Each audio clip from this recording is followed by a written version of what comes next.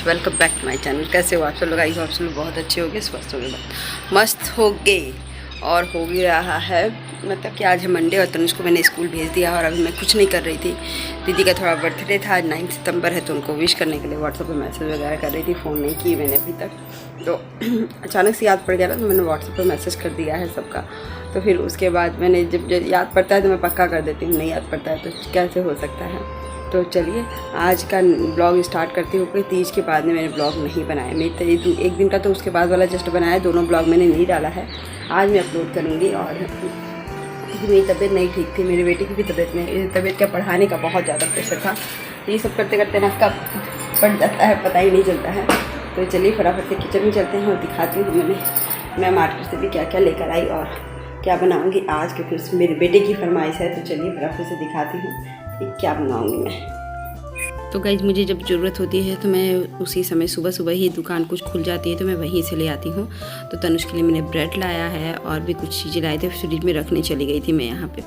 तो फिर कोई बच्चा भाई बगल में फ़ोन बोल रहा था कि आंटी आंटी, तो फिर वो थे कि नमकीन भी मैं लेकर आई। वहाँ के जो खुले नमकीन होते हैं ना पैकेट, मुझे अच्छे लगते हैं तो मैं उसको लेकर आई थोड़ा सा। और वहीं से पनीर लाई।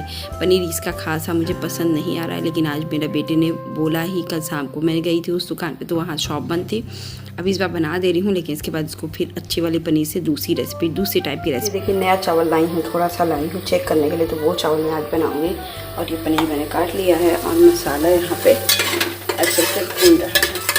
इसको अभी भूनने में टाइम लगेगा। और मैंने किचन पूरा रेक साफ़ कर लिया है, ये देखिए किचन एकदम क्लीन है। और बाकी ये अलमारी भी ठीक है, और मैं ये अलमारी भी छुआ ठीक कर दिया है मैंने। बाकी मुझे घर की एक क्लीनिंग करनी है, ये पूरी क्लीन करनी है पूरा घर। तो अभी बज रहे हैं देखिए 9:30। उसके बाद भी बहुत कुछ करना है, ये पूरा कमरा तो क्लीन करना ही करना है।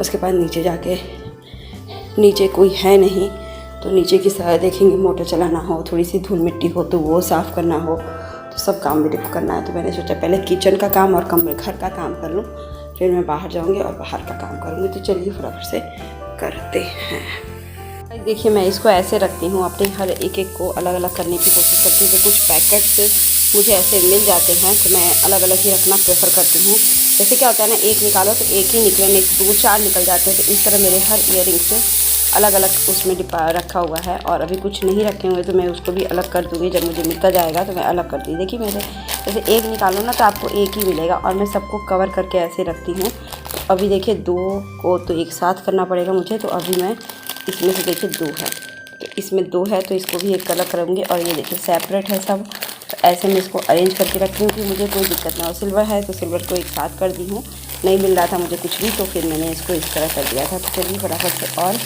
ईयरिंग्स को ठीक करती हूँ और रखती हूँ। तो फिर करने के बाद फिर दिखाती हूँ।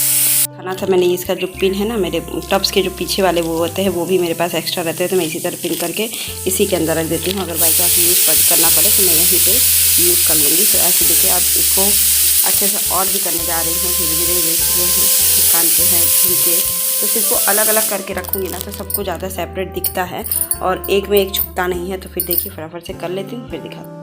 इसी तरह ईयरिंग्स में संभाल के रखती हूँ। तो कम से कम कुछ ईयरिंग्स तो 10-10 साल पुराने हैं मेरे, और एकदम ही ऐसे चमकते रहते हैं, शाइनिंग रहते हैं। उसको अलग अलग हर चीज़ों को रखती हूँ ना, तो मुझे मिल जाता है, कभी कुछ मिल जाता है, मेरे ध्यान में रहता है। ये सब ट्रांसपेरेंट वाले पन अगर मिलता है ना मुझे पैकेट्स ऐसे वाले, तो मैं ज़रूर से रख लेती हूँ। और बाकी ये कपूर है जो छोटी टिक्की लेकर आई हूँ। तनुष के पैरों में बहुत ज़्यादा मतलब ईचिंग हो रही है, और इस समय बारिश यहाँ इतनी ज़्यादा हो रही है कि इंसेक्ट्स बहुत ज़्यादा निकल रहे हैं, और कोई ना कोई इंसेक्ट्स काट ही लेता है। तो बेटे के लिए ये सबसे बड़ा घर में होममेड रामबाण इलाज है जो मैं बनाने जा रही हूँ। कपूर ले ली हूँ, कपूर को अच्छे से कूट लेती हूँ, फिर दिखाती हूँ कूटने के बाद कैसे बना। देखिए गाइस, इसको मैंने एकदम बारीक कर लिया है कपूर को, और ये नारियल का तेल है।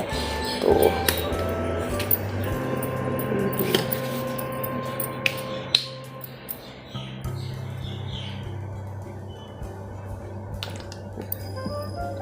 थोड़े दिन तक नहीं तेल डालूंगी। अब इसमें इसको पोर कर दीजिए एकदम बढ़िया।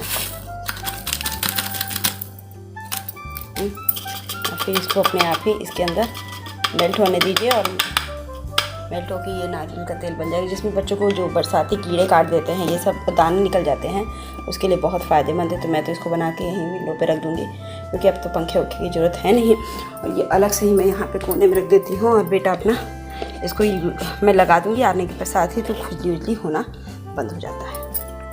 तो नीचे जाके सबसे पहले तो मोटर चलानी पड़ती है। ऊपर के भी बच्चे होते हैं उनके लिए भी, और प्लस बगल में लोग हैं वो भी पानी लेते हैं पीने के लिए, तो इसलिए सबसे पहले तो मैं वो डाल चलाती हूँ, अब आवाज़ देती हूँ। और ये तुलसी जी का पौधा नीचे आंटी का तुलसी, अब इसमें पानी देने की ज़रूरत ही नहीं पड़ी क्योंकि आजकल इतनी बारिश हो रही है और अभी थोड़ा सा मौसम धूप है। और जो मनी प्लांट ऊपर लगा हुआ था ना जिसमें अच्छी अच्छी हरी पत्तियाँ आ रही थी, अब वो कहाँ आ गया, अब वो यहाँ पे आ गया क्योंकि पेड़ पौधों में धूप भी लगना ज़रूरी होता है। तो यहाँ से आंटी ने अटैच कर दिया है। इनका भी नीचे भी एक था, वो भी अच्छा घना हो गया था पानी से, खूब अच्छी ग्रोथ थी। तो फिर वो वाली पानी नहीं मिल रही थी बारिश के, तो फिर इन्होंने आंटी ने इसको इधर रख दिया। को अच्छी बात है, ये भी थोड़ा नहीं होता है, प्लांट को भी धूप और पानी तो चाहिए ही चाहिए। तो ये भी अच्छा कोना लगता है। तो मैंने आज सोचा आपसे शेयर करूँ कि ये कोना आंटी का प्लांट वाला कैसा लगता है। अच्छा लगता है तो बताइएगा जरूर से। गाइस मैं नहा धोकर रेडी हो गई हूँ और ये देखिए मेरे बाल गिर रहे हैं बहुत ज़्यादा।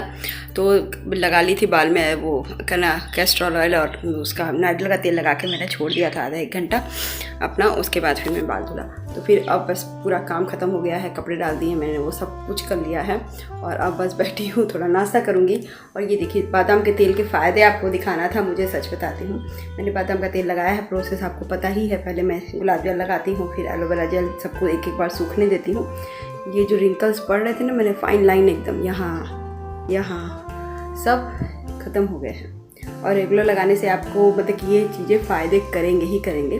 तो जो भी है वो अपना 35+ है तो या 40+ है तो लगाना, 35+ पे ही आप लगाना शुरू कर दो। मैं तो थोड़ा लेट लगाई हूँ, लेकिन 35+ पे आप लगाना शुरू कर दो, आपके चेहरे पे ग्लो और वो सब चीज़ें बरकरार रहेगी, मेंटेन रहेगी, टाइटनेस रहेगा चेहरे पर। तो चलिए फटाफट से वीडियो को और स्टार्ट करते हैं। थोड़ा सा नाश्ता करते हैं, काम करते हैं, और नाश्ते में मेरे पास क्या क्या रहता है डेली रूटीन में वो भी मुझे दिखाना है। तो चलिए फटाफट से दिखाती हूँ। गाइस मेरे ने पनीर की सब्ज़ी बनाई थी, बेटे की डिमांड थी ये पनीर की सब्ज़ी खाने के। मैंने फ्रूट्स लिए हैं, एप्पल, और भी एप्पल उधर रखा हुआ है, खा लूँगी। और ये 2 पूड़ियाँ बची हुई थी तो मैंने 2 पूड़ियाँ खाया है। यही मेरा नाश्ता है, मैं करूँगी, पक्का करूँगी। उसके बाद फिर मैं चाय पानी वानी पी के फिर बैठती हूँ और वीडियो एडिटिंग करती हूँ। तो चलिए खाते हैं। गाइस खाना ज़रूरी है, मुझे बहुत डांट पड़ी इस सब चीज़ों के लिए है। अब मैं खाना शुरू करती हूँ, कुछ ना कुछ ज़रूर से खाऊंगी। यहाँ पनीर एक जगह मिलता है ना तो वो सॉफ्ट मिलता है, दूसरी जगह पनीर सॉफ्ट नहीं मिलता है। और मेरे बेटे को आज खाना ही खाना था तो मैं लेकर आई हूँ।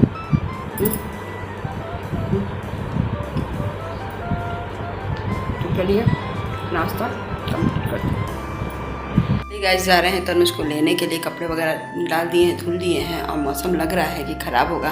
तो मैं सोच रही हूँ कि जल्दी से निकल जाऊँ और देखते हैं फिर क्या करते हैं।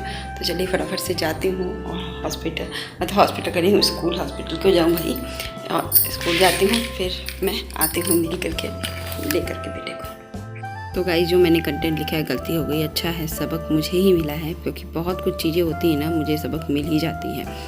एटलीस्ट ज़िंदगी में ना मैं बता नहीं सकती हूँ ना कि मुझे सबक मिला है ऐसा चीज़ कि किसी पे भरोसा करो फिर टूट जाता है। तो ये सब चीज़ें मुझे अच्छी नहीं लगती। चलिए वो तो बात अलग है। ये चावल भी मुझे ख़राब लगा और पनीर पे भी मुझे वो 100% गारंटी बोल रहा था कि नहीं पनीर भी बहुत अच्छा है, सॉफ्ट है।